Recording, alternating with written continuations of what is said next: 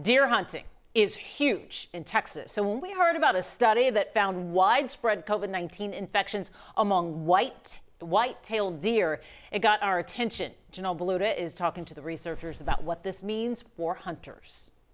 Well, this isn't really a warning as much as it is awareness. Researchers say this is happening to deer in Iowa, but deer in Texas haven't been tested, which is why they're saying just be careful. November 6th is the official start of deer season in Texas. Starting Saturday, thousands of Texas hunters will be out in the brush trying to bag the big one. I think it's been surprising to all of us. But a new study out of Houston Methodist is revealing some surprising details about deer in Iowa. Approximately 1/3 of the deer had SARS-CoV-2 in their tonsils. Dr. Jim Musser says through genome sequencing and studying the tonsils of 300 deer, they found a third had the virus. But at one point during the study, more than 80% were infected. They believe some of the population was infected by humans and they became super spreaders. Deer, of course, live in herds, and they interact with one another in a herd mentality. He says there hasn't been any evidence of deer transmitting the virus back to humans. We do not know how extensive this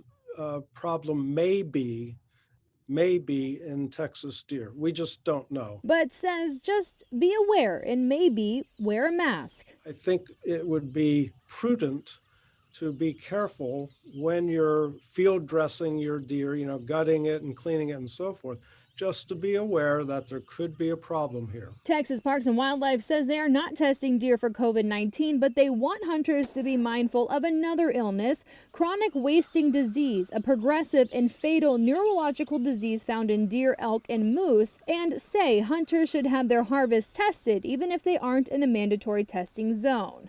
In Houston, Janelle Baluta, KHOU 11 News.